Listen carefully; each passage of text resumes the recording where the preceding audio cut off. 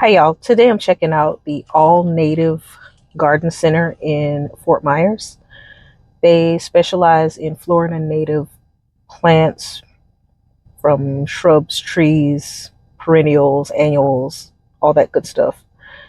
All native. So I'm checking these things out because I'm really looking to add a nice selection of Florida native plants to my garden this year. So I'm just going to take you guys around and show you what they have here.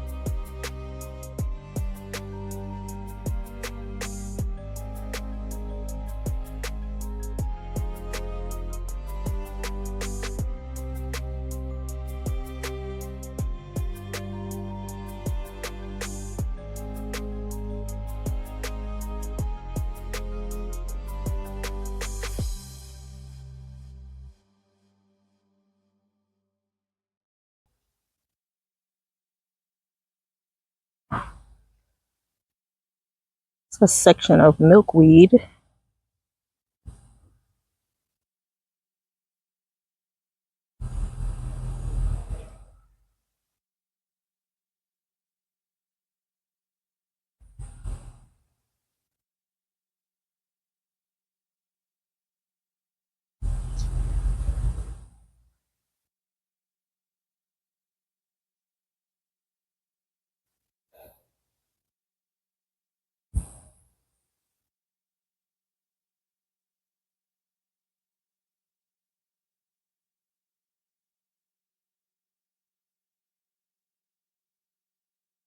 A sweet almond. I have a couple of these growing.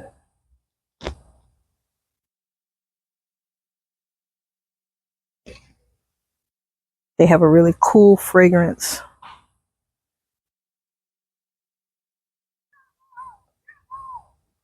If you are in Florida looking for some natives, this looks like a really cool nursery to check out.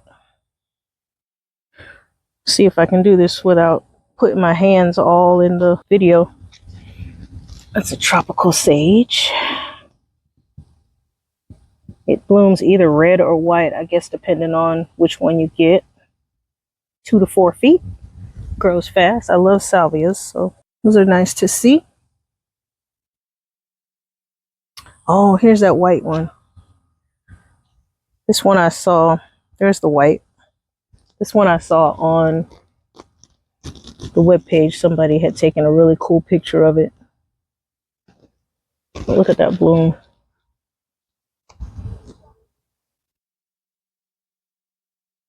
That's really pretty. I like that. I don't know how much these cost. Let's see if they got a price on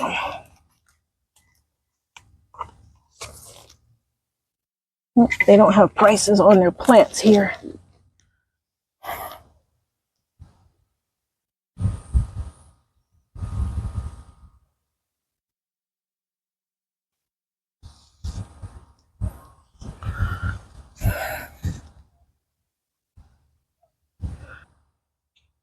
I certainly hope I don't run into a grasshopper out here.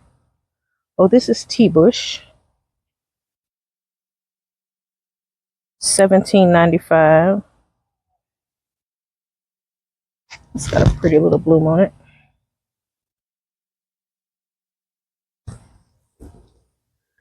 So I want to add some natives just because we have our native pollinators who really need to have more natives planted. We have a lot of development going on and it's taking away their habitat.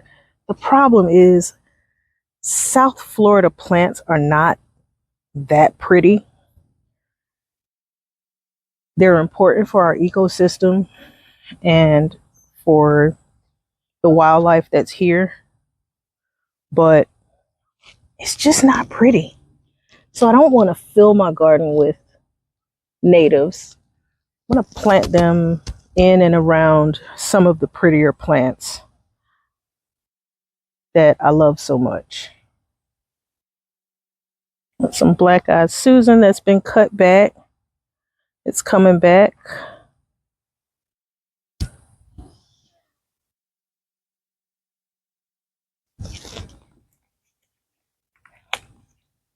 That's kind of cool. What is this? This is called Yellow Top.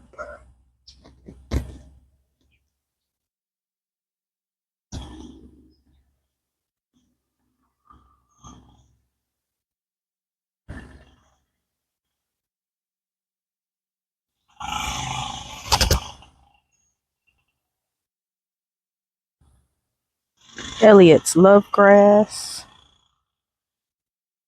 Scorpion's Tail. It's a heliotrope. I don't know what it blooms like. It's got a teeny tiny little flower. I don't know if you can see that on the camera. I don't know what more it does.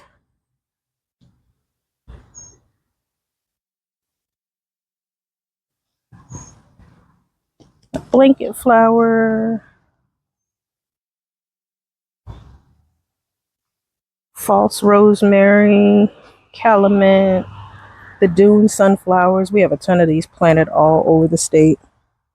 It's like the one flower that everybody will spec because it's relatively inexpensive. Spiderwort. This is railroad vine. That's a really pretty flower. It's like a really deep cup.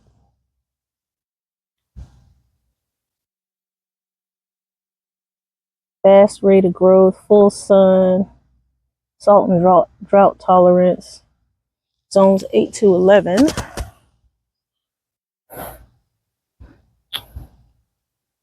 Oh, the necklace pod. I think these are so cool. That's the foliage. It's kind of fuzzy, really soft, and then it produces these little necklace pods. They look like little beans hanging off of the plant. Grows up to 8 feet. Wild petunia.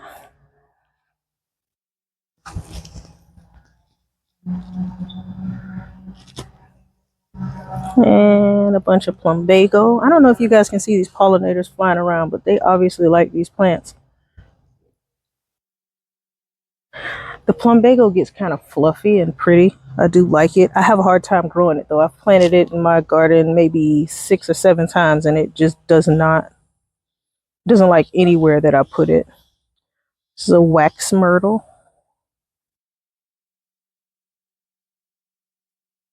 Elderberry. Now that's good to see. Have to do a little bit of research on this one. I'm not even going to pretend to say this name. Latin is not my language. Sambucus canadensis, maybe. I'm going to have to check this one out. Because my husband did say he wanted to plant an elderberry. So that's an option. I'll take a look.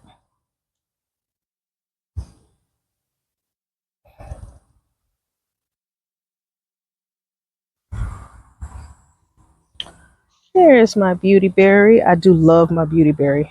So mine is just starting to put on some berries, but these will get a really deep magenta. There's a good shot. I don't know if they're really coming off magenta on camera, but it's a really cool plant. It gets huge. Oh, we definitely don't want to plant a sea grape.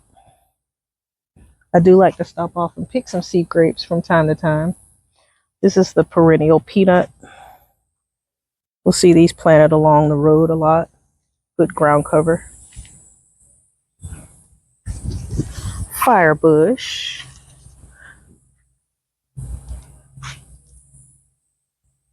that almost every pollinator here loves. Got dwarf Yopon hollies, Walter's viburnum. I do want to add one of these to my garden.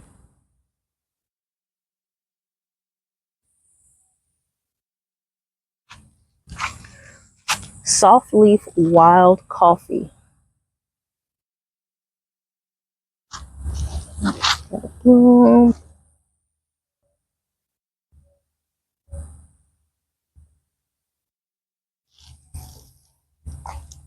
I don't know. I want to plant a wild coffee.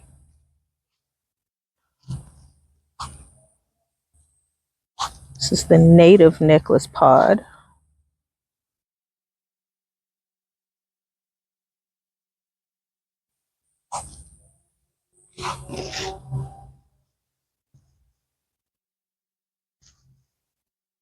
I don't know what this is.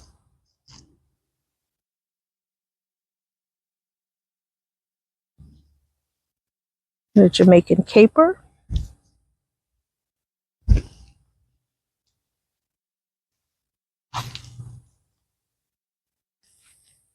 A saw palmetto. And a teeny tiny little green lizard. See if I can get him. He's running away.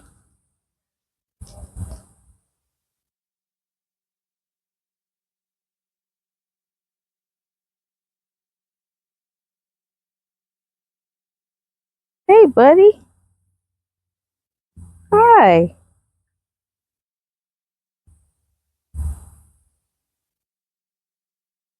I think these creatures wonder, is this weird lady gonna kill me?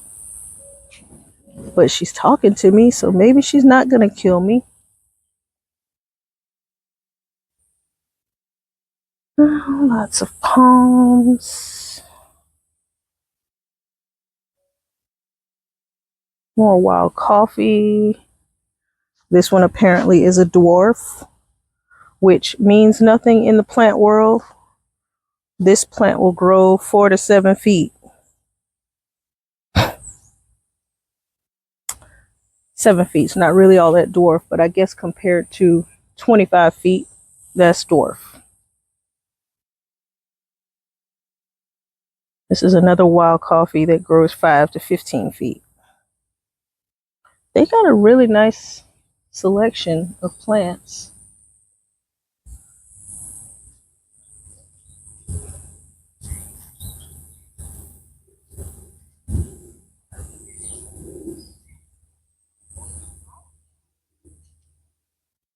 Fakahatchee grass. Fakahatchee grass gets huge. I really love it. It's a pretty grass, but it gets huge.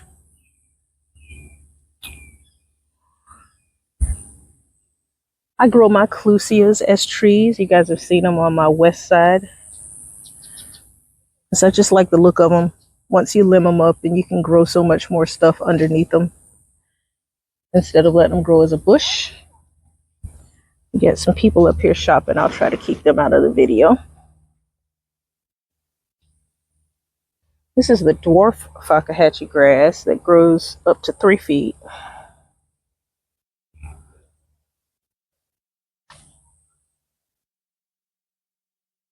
Got some cuttings over here that they're doing.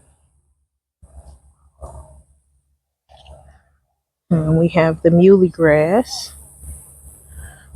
which I have a love-hate relationship with. I love it when it's blooming, but when it's doing this, I think it just looks like a whole mess.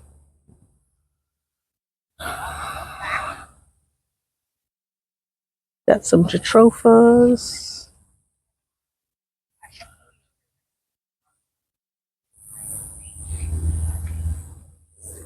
And the Texas sage and some button bush down there. We got bald cypress. I would love to have a bald cypress, but I don't have the space.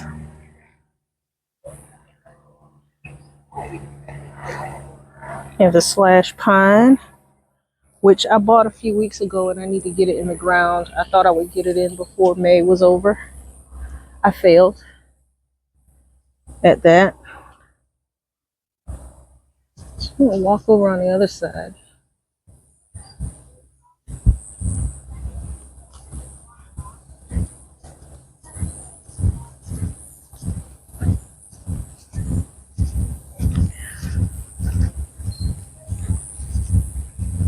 The pollinator gods are with me, as I have not seen a grasshopper yet. And as hot as it is, there should be a grasshopper somewhere, but I pray that I don't see one.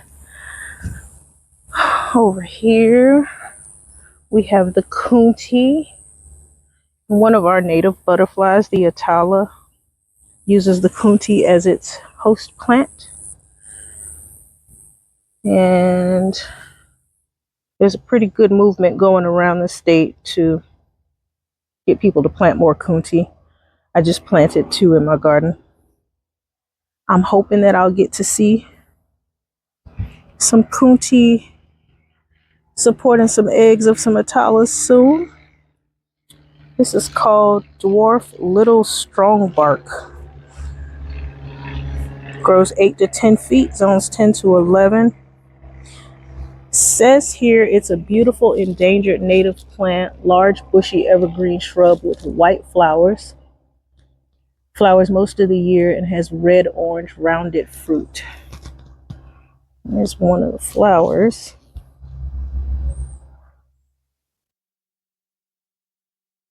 I don't really know what's using that teeny tiny flower, but I guess something likes it. Here's some plumbago with some butterflies and moths having a good time.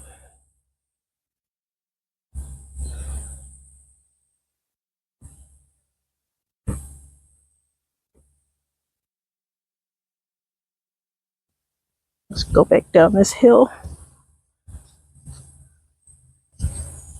and around the corner.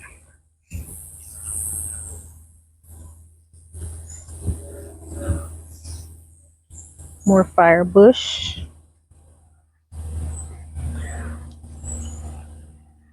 This is fiddlewood.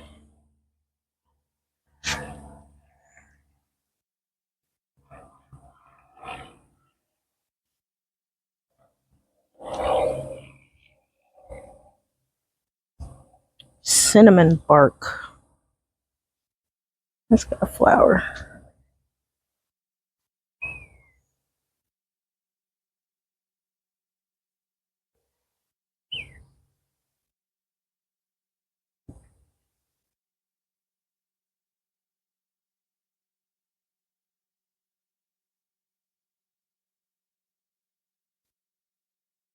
Cinnamon bark grows up to 20 feet. Grows slow, zones 10 to 11. They call it a small, upright, ornamental tree. Silver buttonwood, one of my favorites. These leaves are so soft. I love them. I do need to replace one that I have growing as a hedge. And this is its twin, the green buttonwood. The green buttonwood gets a little bit bigger than the silver, but it doesn't have that soft touch. Oh, here's some cocoa plums. Native American survival food. Oh, there's some plums back here on this one. Let me see if I can get them in the camera. So they make these black starchy fruits, and they start out like this on the plant, and they really look like giant muscadines sitting on the plant. They literally have no flavor, but if you're hungry, you can eat these things and survive on them because they have such a high starch content, lots of fiber. This is a Simpson stopper.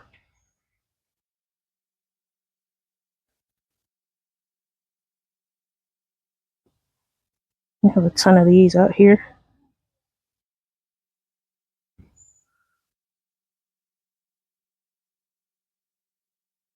marlberry, usually less than 10 feet, but grows up to 20 feet.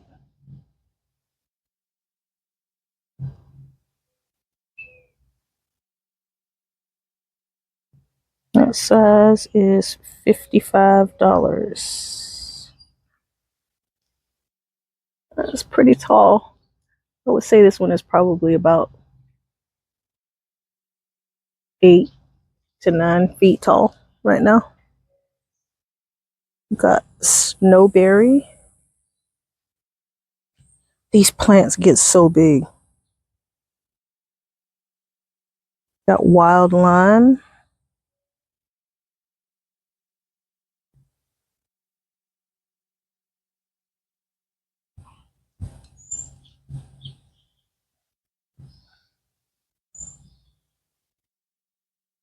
Florida privet.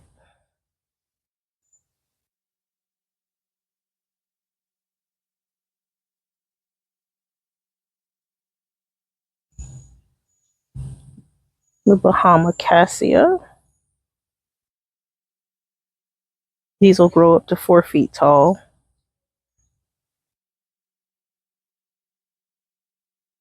Good plant for our yellow butterflies.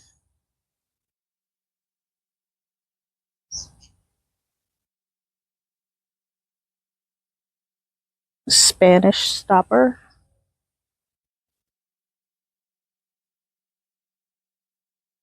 I don't have any idea what this one is, but it does feel good.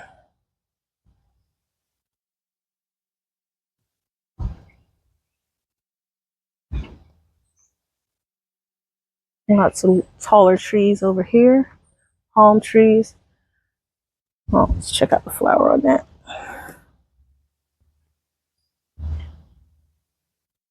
It's really pretty.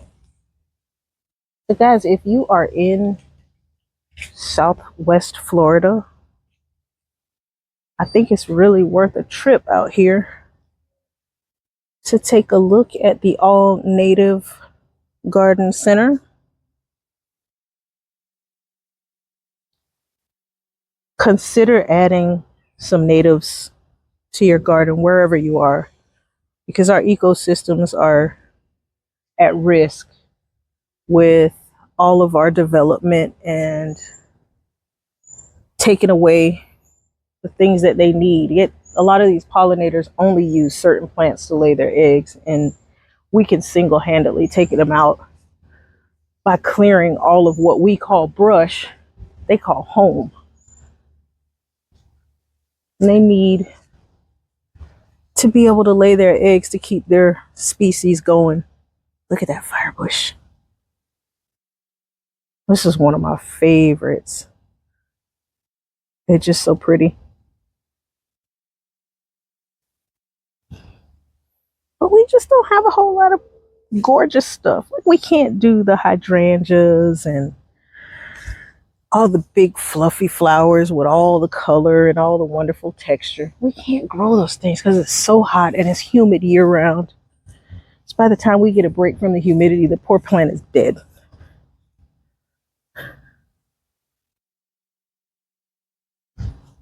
This is really cool. I like it out here. I'm going to take a look at a couple things and try to get some prices on some things I'm thinking about adding, like the white salvia.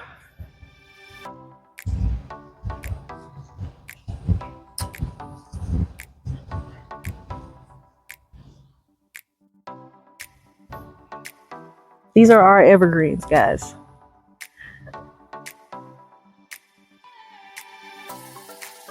We don't get the blue spruce. We don't get all that fun stuff that we see up north, snow-capped and wrapped with Christmas lights.